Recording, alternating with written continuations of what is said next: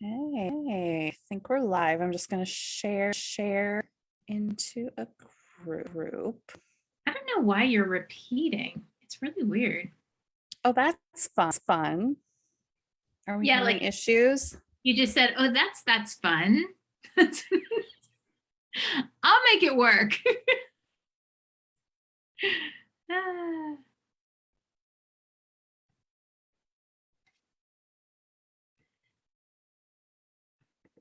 Okay, I think we are officially live. Oh, let me do one more thing here.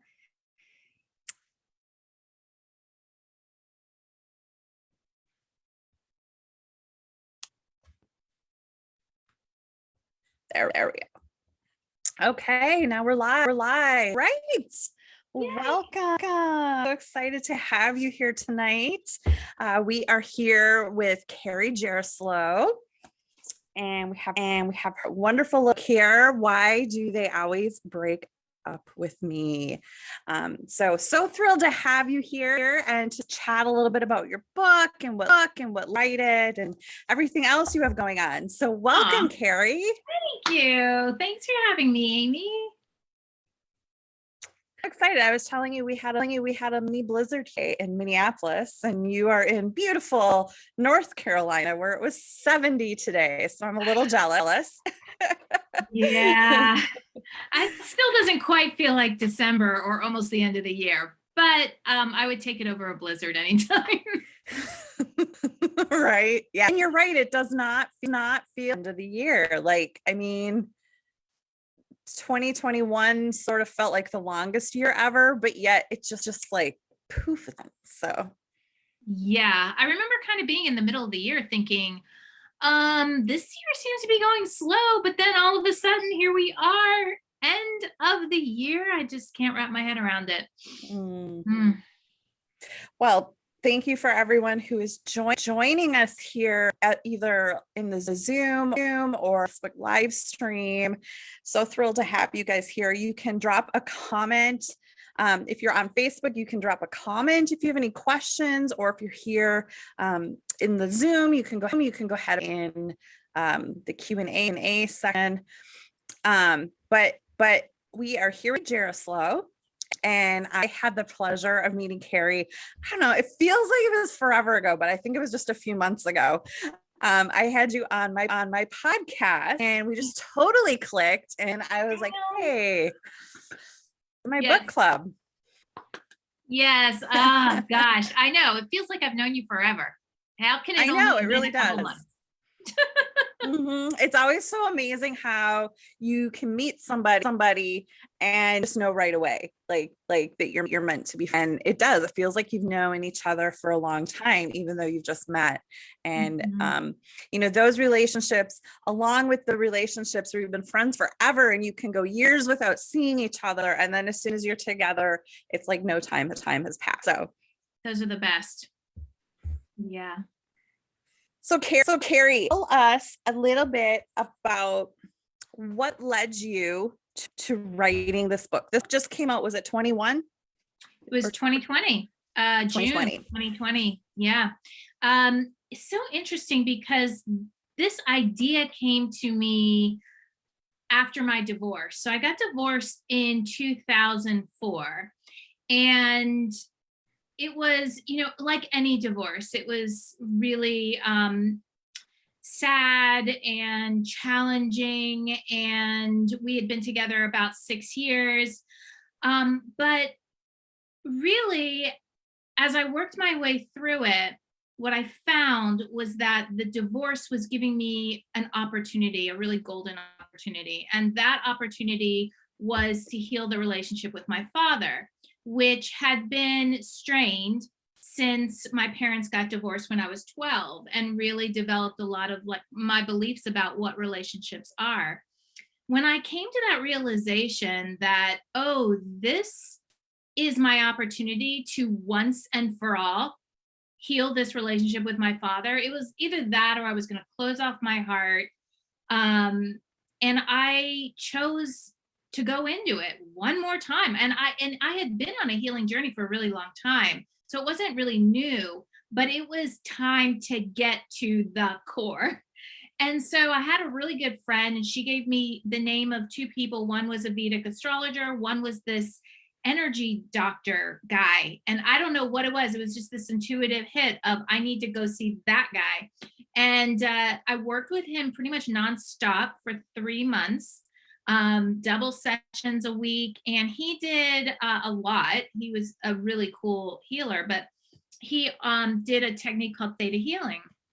And really, after 3 months of continually going into it, and I mean like the deepest parts of myself, I came out of that experience healed with my father. He actually had flown out to Las Vegas. That's where I was living. We spent hours in my car in a little strip mall. And I just remember us having a conversation that I always wished that I had with him. And it was really pretty amazing, and things I always wanted him to say, but never had heard him say, never thought he would ever say. But it was because I had done all of this internal healing. We had this incredible healing experience. And really from that moment on, my whole life shifted in terms of relationships. I started pulling in much different men, different kinds of men, different kinds of relationships, and eventually re-met my current husband of now 14 years. We've been together. Actually, Christmas Eve was our 16th year together. And we had known each other because we all worked for the show Blue Man Group, but he was in Chicago, I was in New York, and I moved out to Vegas, and then he moved out to Vegas. And we knew each other, but we're in very different circles. And it was just, all the healing that had happened really brought us to the point. He had gone through his own divorce and healed a lot. And so we met at this really special place of feeling the most whole we have ever felt. So that whole experience was like, divorce or breakups can be a really positive experience. And I want to write about this. Well, life happened.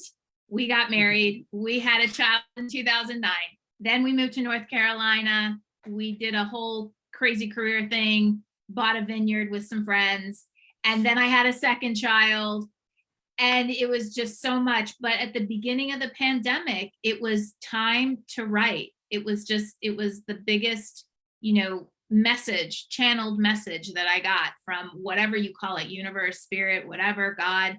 And it was that I needed to write this, and I needed to help people going through breakups to stop the cycle of continually repeating the same kinds of relationships over and over and over, which is what I did. Always created men that broke up with me. So I knew there was a way out. So I just condensed all of the things that I did into 8 steps that led to this book. And I think the more I've studied trauma and just how we all store unresolved trauma, whether we're it or not, and something like 80% of our trauma comes from our childhood, our upbringing. I mean, you could have had a totally positive child, but you still can have that residual trauma, just of, like you said, the way you interact with your parents or family members or whomever are stored. And if you don't resolve that trauma, in that pattern, you keep attracting the same people over and over again. And is that what you had experienced? And it's not just intimate partner relationships. It can be friendships and jobs. I mean, it's all sorts of relationships. Oh, absolutely. So I learned a lot from my relationship experience with watching my parents. So my parents were together up until 12. And I remember being out on the playground in 6th grade and my friend saying to me, "You have the perfect parents." And that's really what I thought. They never fought in front of us. I never saw any problems at all. And so when it came out that my father had an affair with my next door neighbor, it was like, oh my God, my whole world was a lie. And my father wanted to be with this woman and marry her. And, um, and okay, now looking, however, 40 years later, they're still together. I mean, they're way better than my mom and dad ever were. So it ended up working out really well. But as a 12-year-old, that was so traumatic where I never saw them fight. And then I had memories of being in my parents' bedroom, watching them push each other and yell at each other. I mean, it was so like earth shattering for me. And so what I saw was my father met someone else and lied about it and then wanted to be with that person. And that was what I created over and over because that's what I thought was going to happen, even though I would be in relationships praying that that wouldn't happen. Please, may that not happen. This one's got to be different. Still, the programming was this is what happens in relationships. And there's so many things I learned from that my voice wasn't important. So how many friendships did I have where I feel like let me just listen to them and help them. What I say is not that important. So there's all of these things that we learn in our childhood. And I do want to say one thing. I just learned on this podcast that there's this thing called it's called like middle class trauma. Have you heard about this? No. It's very interesting because the idea of it is that, for people that grew up in the middle class and who had, they had a roof over their head, they had, two parents who were there, they had food at their table, but at the same time, they didn't really have that heart-to-heart intimacy with their parents. Their parents were just, in that my mom does this, dad does this, and what about me? I don't feel seen. I don't feel heard. And so it's not talked about a lot. And I thought that was really interesting. That'd be me. Everything Right? seems perfect on the outside, right? Yep. But there's something missing. It wasn't a bad childhood. Yeah, exactly. Mm-hmm. Yeah. Well, that's cool to know they're aimed for that, I guess. Now I'll have to go down that rabbit hole. Oh, yeah. There's many, right? Right. So talk to a little bit about your 8 steps in this book.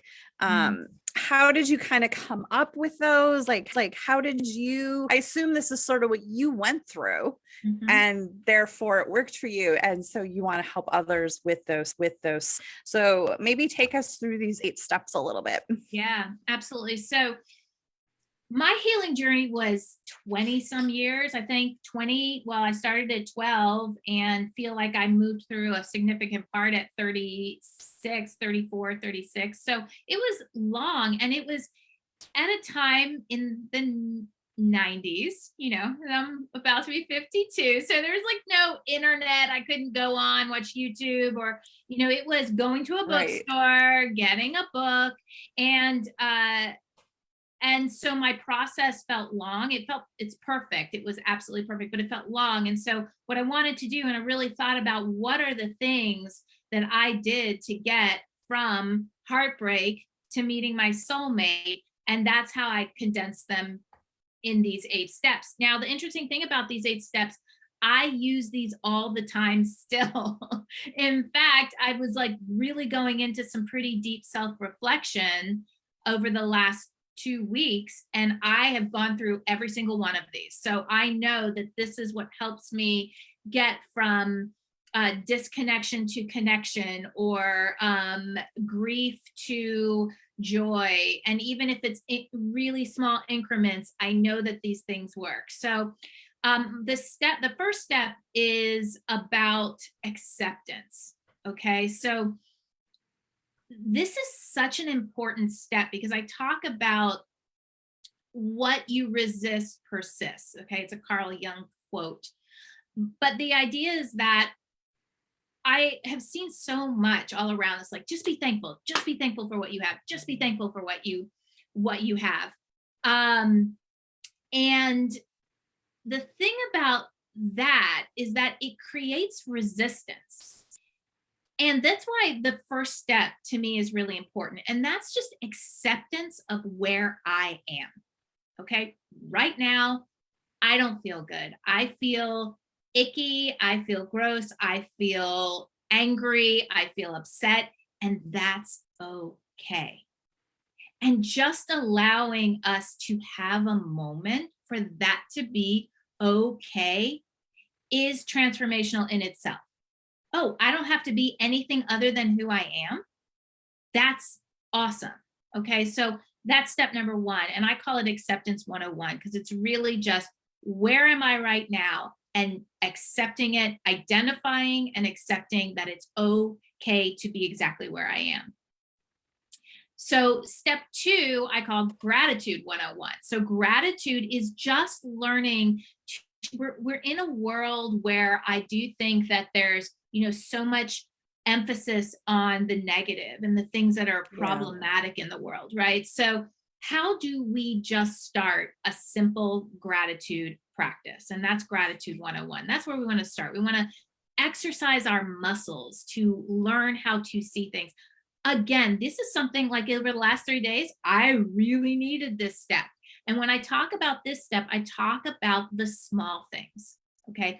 What can you be grateful for that's small? You can pick something big, like I'm thankful for where I live, I'm thankful for my family, all that. But we can also start really small. For me, my morning coffee. Oh my God. Thank you for this coffee. It tastes so good. And just really feeling it. Okay. Sometimes I journal and it's just a pen. It's like, thank you for this pen. I love the way this pen writes. It just flows so softly on the page. Simple, small things. So that's where we start with that step. And then step three, this is the foundation for every single program that I will ever have. And that is sacred self-care. And that's what we talked about on your podcast is developing a daily self-care practice, something that is consistent, doesn't have to be long, but just consistent and a way for you to reconnect with yourself. So we're taught self-care is like, oh, I deserve to feel good. That is part of it. But the biggest gift of self-care is reconnection to self. Who am I? Who am I? What do I, especially if we spent years in a relationship where we did everything for someone else or we weren't being authentically us, we have to go through a process of learning who we are. So that's step three, sacred self-care. And then step four, I call this the master level acceptance. This is accepting the challenging experiences in our lives, okay? And trusting that there's a gift, even if we don't know it. It's just it's like the next level of acceptance, okay? One of the important concepts, because I introduce concepts throughout the whole book, and one of the important concepts is that we are more than just our body. So we're having have a spirit, but we, are experiencing a body existence. So, but we are the fundamental and the truth of who I am is a soul, a spirit evolving. Okay. So I'm here to learn what my truth is kind of how I talk about it. But that master level acceptance is really looking at the bigger, more challenging things of our lives and learning acceptance with it. Okay, the next step is step 5. That is what I call the belief shifting chapter. Okay, that is the beliefs, identifying the beliefs that we are living our life from. So that would be something like, I'm not good enough. My voice isn't important. I'm not worthy of love, whether we were told that or we felt that. All of these really fundamental beliefs, when we believe that, those beliefs sit in ourselves and we actually create that experience from those beliefs. So that chapter is about identifying limiting beliefs and ways to shift it to beliefs that will help you create the relationship of your dreams. Okay. Step 6 is master level gratitude. We're going to work on the same thing, similar thing as master level acceptance, which is really being grateful for the more challenging aspects of our life. How has that experience made me who I am today? Okay. Because we all are journey. We're here for evolving. I believe that at least. And so somehow that experience is serving us. Step 7 is forgiveness is gift. Okay. Forgiveness. Forgiveness is never about the other person. It's about us. It's about freeing ourselves. And there's always a gift. Always a gift. And that was actually the biggest step with my father, was when I took the blame off of him. Oh, because he did, this is my, talking. He did this. He showed me this. It's his fault that I can't have a good relationship. So that didn't serve, that didn't hurt him, but that messed me up, right?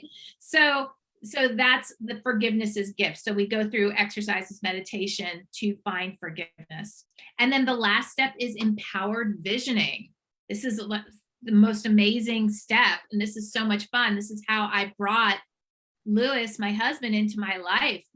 Once I had cleared a lot of my limiting beliefs, had come to acceptance, gratitude, I started visioning what I really wanted from a place of consciousness, knowing who I am, knowing what I want, what kind of relationship I want to have. And, it's so fascinating. I had a really long list. It's in the book. And he's pretty much showed up. That was him. He walked through the door. He gave me a hug and I was like, oh, okay, there he is. And that doesn't mean to say that, we have a perfect relationship by any means. I don't believe there is such a thing. However, we have accepted that we come to it consciously, and communication is the most important thing, most important aspect of our relationship, and we work at it. So all of that, those are the 8 steps. And of course, goes into more detail in the book on how to do all those exercises. So Carrie, what do you think is, for you, what was the hardest step? Probably forgiveness. I'm pretty stubborn. I'm a Taurus. I'm pretty stubborn. And I also think that we're really conditioned to find our happiness outside of us, and to also have our pain be solved from outside of us. Right. And really taking responsibility for and I do still to this day, what? I got triggered. That really hurt me. What is it? How is it helping me evolve? Instead of how can you change? It is, we're just conditioned to do it differently. And I think once I was able to really understand how it served me and how I felt so empowered after taking that kind of responsibility, now it's just where I go. Okay. But in the beginning, that was really hard for me to see. Yeah. And I think, you froze up. There you are. I think we all struggle with, we want others to change. Like we expect them to change, but really it's us to change. Like you're never going to change somebody else. The only person you can change is yourself. And no one else can change you for it. It's you. You have to do the work. And I think that's where a lot of people get stuck. They want a fast fix, right? They don't want to have to put in the work. And just, same with so many other things, right? Like weight loss, the diet industry is like a 90% failure rate, and it's like a multi-billion-dollar industry. Like what other business can have that sort of failure rate succeed? Yeah. People want a quick fix. They want a pill. They want that super supplement. But it's it's deep work when you're working on yourself. It's deep, it's heavy. It's terrifying. Oh, yeah, for sure. Yes, Yeah. but it is the most empowering, because it's Yes. you come out of it and you're like, whoa, I didn't need them to change. But the most incredible part is that the internal change, changed my external world. That's one of the concepts in my book. And until you start to see that more regularly, you might doubt that. But I tell you that the men I brought into my life before I healed and the men I brought after, I even had a couple relationships before Lewis, still were different. They were different. They were different kinds of men. And so that just left me going, ooh, if that happens with that, wow, there's a lot of power within my own healing. Mhm. Yeah, and it's permanent.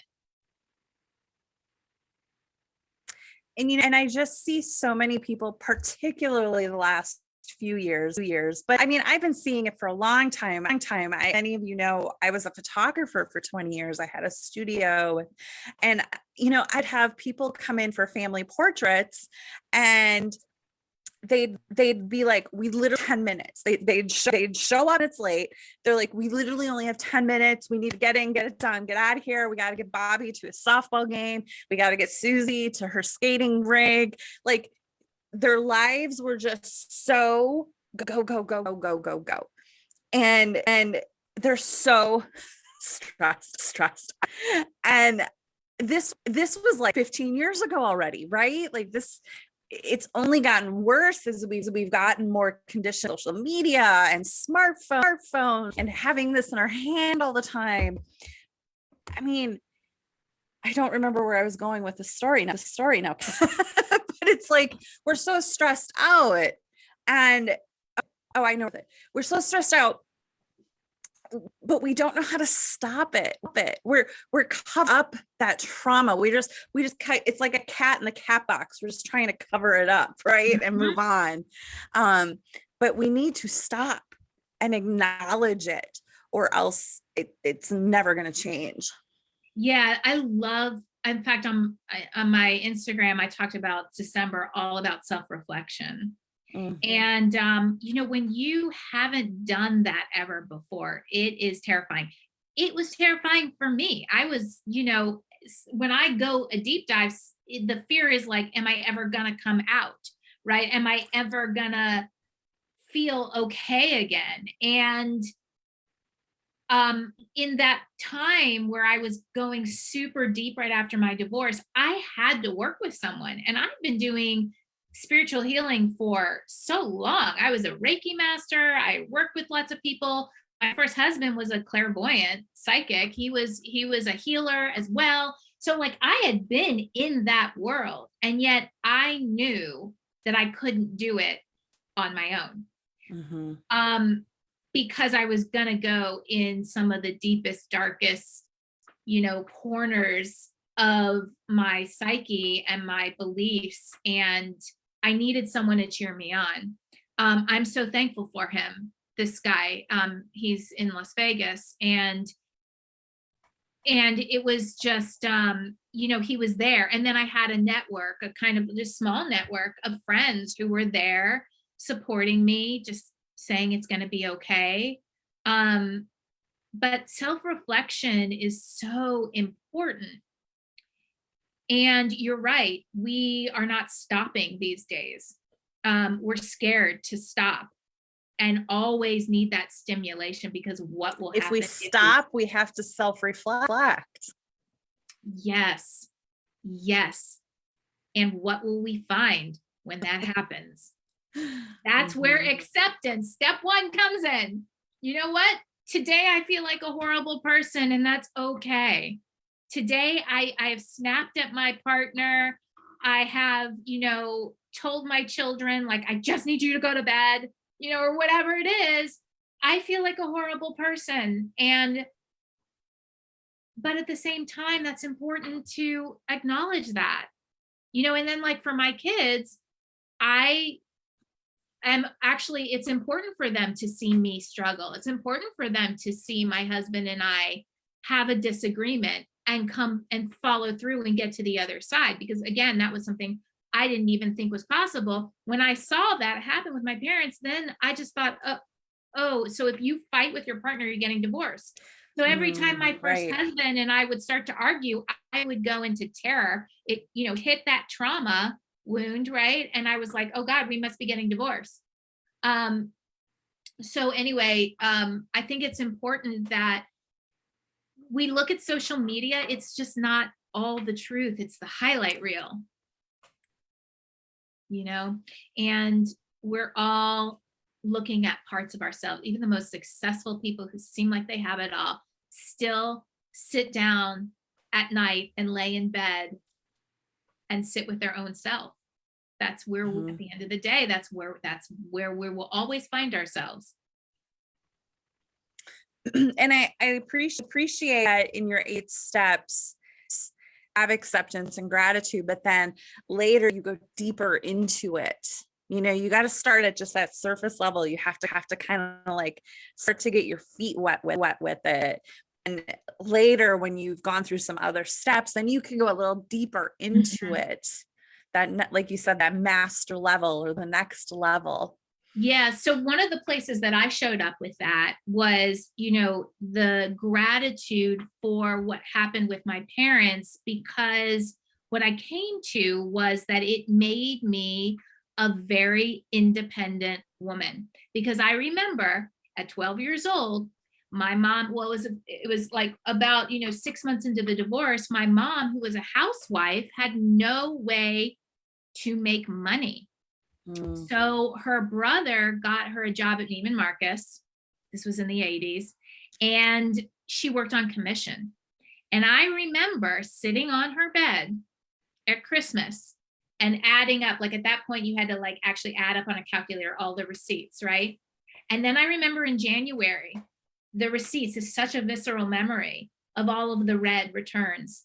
Boom. And her sitting on the bed crying. Oh, submissions got reversed. Exactly. So I made a big declaration to the universe. I will never let a man support me ever. I will know how to support myself. So what did that declaration do? That made me move away from home right when I could. Graduated high school, I was gone. I was at the beach that summer. I went to Florida State and majored in theater, was right up in New York City. Then I was independent. I knew that I had a career, that I was going to take chances, and that I was going to be an independent woman. Now, interesting, we got to my divorce. My first husband, as much as I love him, said to me, look, I do intuitive readings. I will probably never make enough money and he told me before we even got married. So it was like all up there in the front. I will probably never make enough money to like really support us. I don't even know that I want kids. And at that point I was like, well, I love my career. I'm with Blue Man. I'm so psyched. I was a director out in Vegas and I made a lot of money, and I was like, that's fine. But I realized as I was like moving through, like, oh, I think I actually do want to have kids. And there's no way that I can do that with this. So what was the belief that is making me feel like because I was supporting him, and then the next boyfriend I supported after that, and I remembered, oh my God, I made that declaration to the universe. I never want a man to support me. I had to actually like break that oath, that declaration, and say, okay, that really served me for a while, and I'm grateful for it. This is where the master level gratitude, I'm grateful for that because it made me very independent, but it's not serving me now. So thank you for it. I'm going to break it, throw it away. And then Lewis came into my life, and he's like, you know what? If I really want to have children too, if you want to. And I would love if it fed you, if it felt really good to be at home with the child. And so he was all, that's how his he was brought up, and that was just important to him. So that's another example of I shifted something internally, and then it started to show up in my outside world. Mm-hmm. Yeah. And, I find that fascinating declaration, of you're never going to have, you're going to be independent, and depend on a man. And the fact that you were able to remember that or acknowledge that, where I feel like we do so many things unconsciously, and those are a lot harder to dig into. And I know I've had a few of them that like I've been struggling with, okay, why do I always do this? Like you recognize you have this pattern, and so there's something underlying, and like sudden one day it's like, aha, as this happened. And that's powerful too, when you can uncover that unjust declaration. So how, like, what advice do you have for someone who doesn't know what those declarations even were that they're trying to work through? Yeah. So the way that I look at those kind of issues is I look at what I am creating. Okay, what am I creating? I'm creating men who always break up with me. So somewhere I took on that belief that that's what just happens, or that I'm alone and there's just no one out there. So again, somewhere that's a belief that I took on. And I tell people that if you're experiencing it in the world, the belief is there. And so you don't always have to know where it comes from. In fact, just the last couple days, I've really gone into some parts of my childhood that I kind of remember and kind of don't. But I actually go as where I am now, and I go to the closest memory that I have. So like this is, super intimate of like what happened last night for me is that I realized that sometimes what I'm working on is jealousy for people who are experiencing like really awesome things, right? And I want to have that feeling of like, I'm so psyched that you are so happy. And with clients, I can do that. With my close family, I can do that. But there's just people maybe that I feel maybe a little like not competitive, but envious of, Right. I would say. And so in my reflection, I just kind of closed my eyes and just started to breathe. And I do daily yoga. That's my daily self-care. And that's where sometimes I'm able to let my, conscious mind go away and memories come up.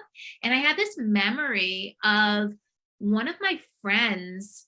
She was my best friend, and in the 12 to 14-year-old range. She lived in a huge house. She had a pool, she had tennis court, an incredible mom, an incredible stepfather. And she was like, that house was my solace, pretty much. Her mother was so kind to me. But I remember feeling jealous at that time.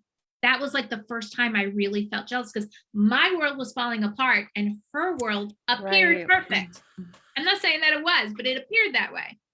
And so I really went back to that time. I went back to my 12-year-old self, just in my kind of mind, in my imagination, and just talked to my 12-year-old self. That's kind of, and after I did that, just saying, that was such a beautiful place for you. And you don't know because I know that there was a nasty divorce when my friend was really young. Okay, so there was that, and that she was between her father's and her mother's house in Florida and Maryland. And so there was a lot going on, but I went to my 12-year-old self and just had a talk and said, this is actually a beautiful place for you. It was such a great creation to have a place that you felt like you could be yourself, that you were accepted and loved, and that everything is perfect in my path. I just believed that everything was perfect in my path. Anyway, I had this whole long conversation, and I, for the first time in a long time, felt such a sense of peace, like peace and gratitude, and just the beauty of how that whole thing worked out.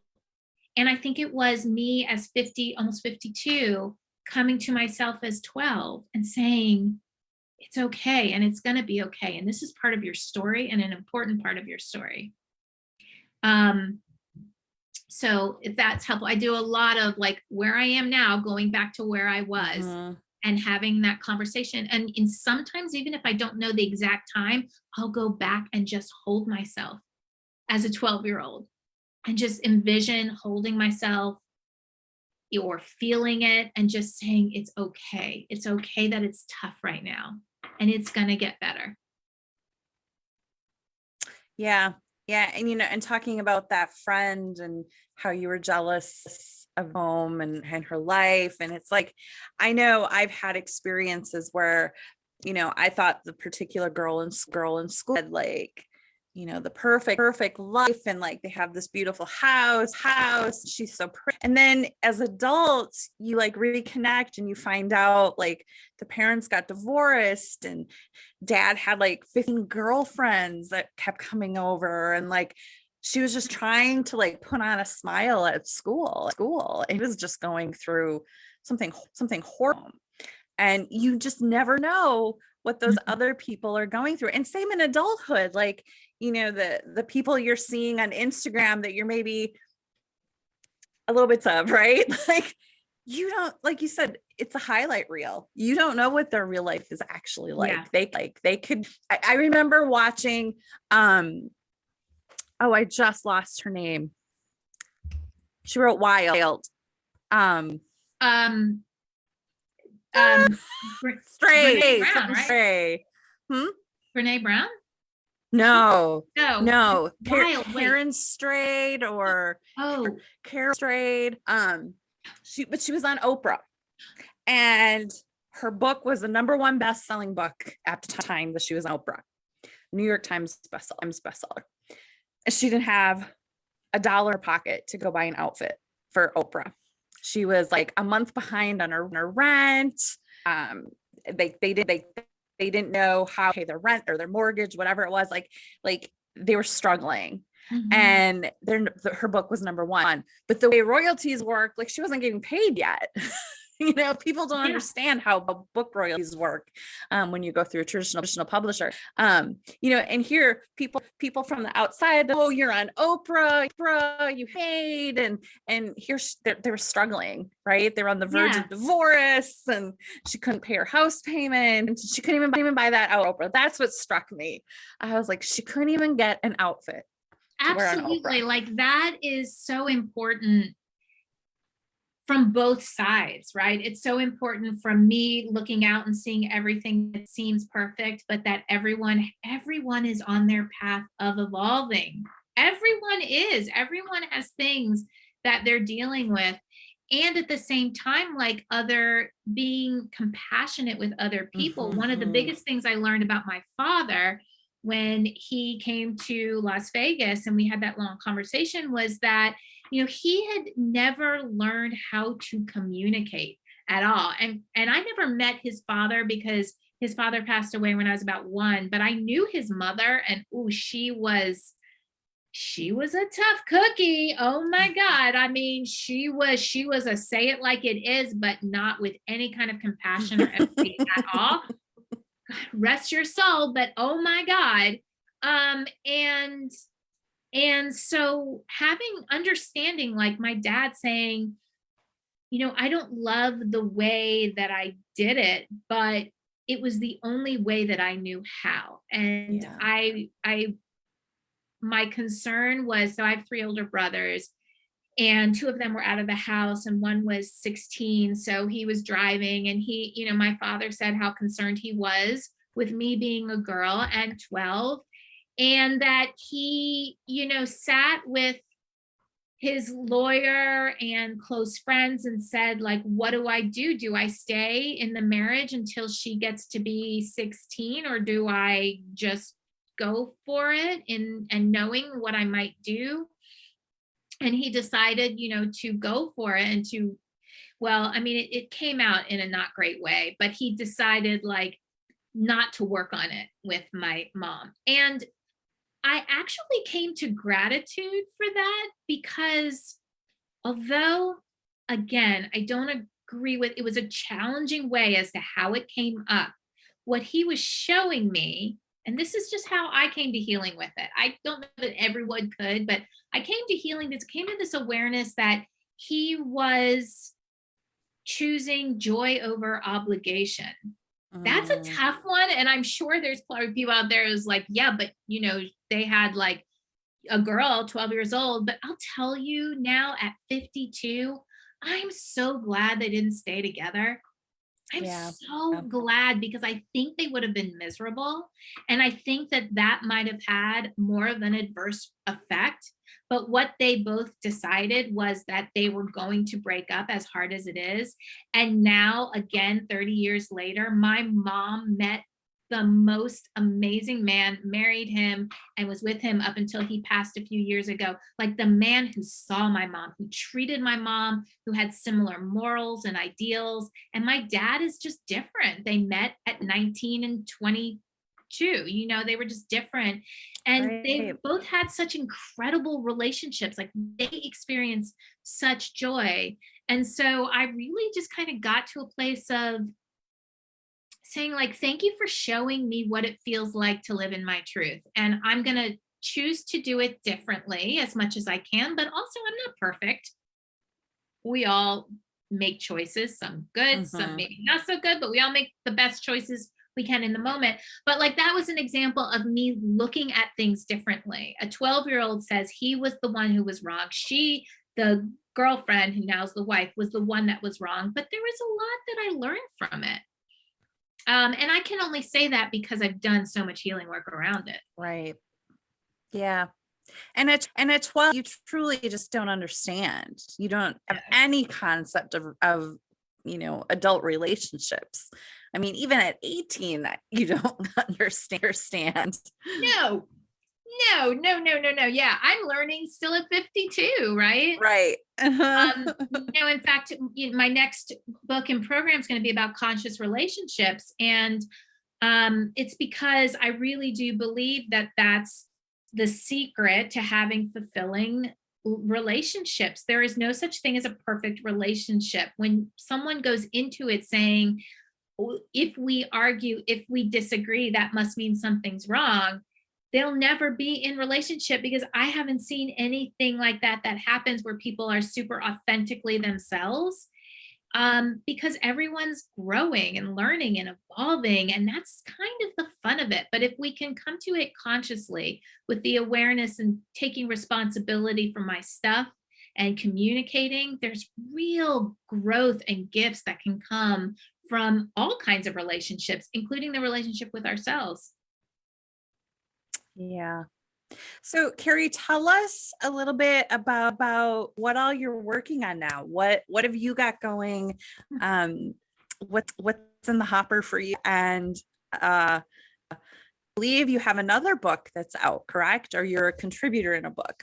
Yeah, so I co-authored a book called A New Paradigm of Education. That was really a passion project. That was for my children because um they're very fortunate. They go to a very little Montessori school here in my little town, um and have a really great experience with school. It wasn't always like that, but I saw the shift in them. And I wrote about, because I'm an intuitive, I wrote about how we can teach our children manifesting, the power of their thoughts and words, how to vision, all of those fun things.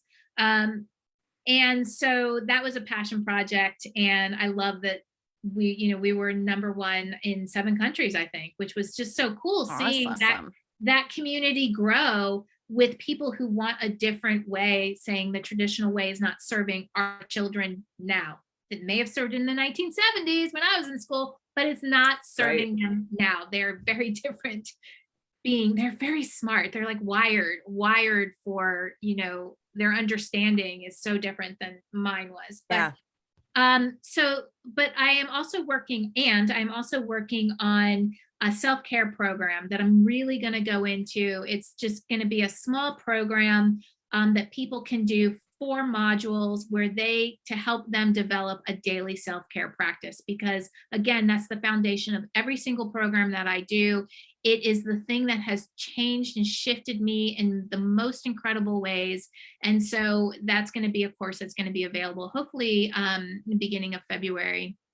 I have about 4 or 5 other courses that I also have in the works. I do work with people through this relationship program. So we go through the steps and we work. There's an option to do it one-on-one or to do it on their own.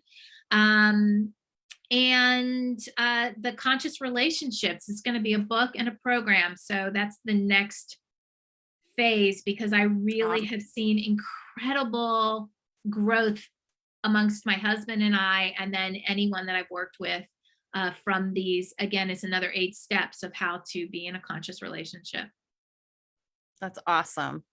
And tell everyone how they can find you and more about you and your programs. So my website is my name, carriejeroslow.com. Best way to really get my messages, and I post on Instagram a lot. I like Instagram. I just like the way it's laid out, and you can kind of see every month in 2021, I spoke about a different subject. So I did a video going into it a little bit more, all different kinds of topics. So that's a great way to find me there. Send me an email or go to my website, and I'll send you a free guide to self-care, to how to come up with that daily self-care practice.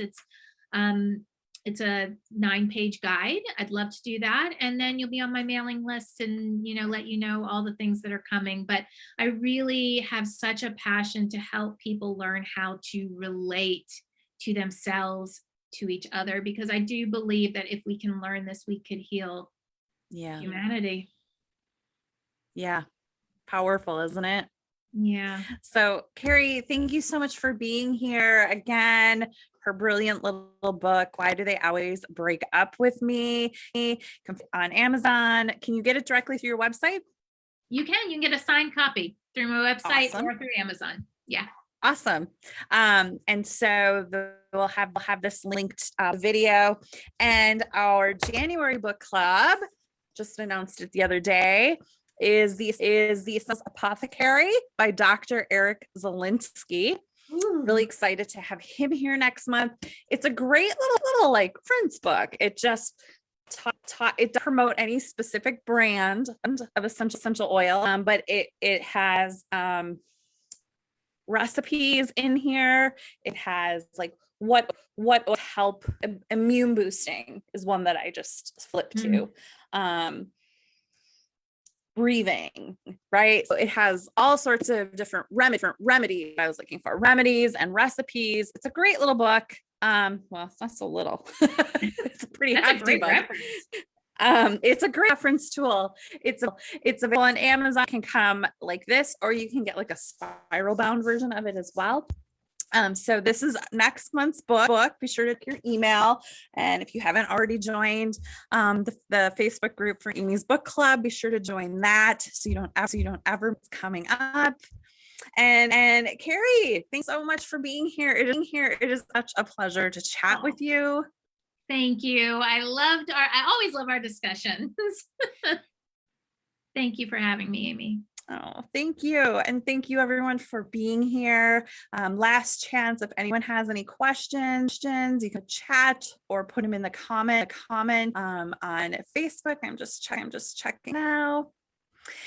And all right, Carrie, have a great rest of your evening. Have a wonderful year. I can't believe it's this weekend already. I can't either. Here we go, 2022. Come on, bring it on this year. I'm scared to say that now. No, I'm just kidding. Didn't we say that in 2021? That was an interesting bring it on. I think we jumped the gun on 21. Yeah. Well, awesome, Carrie. Thank you so much for being here. Thank everyone for watching, and I'll see you all next month. Bye.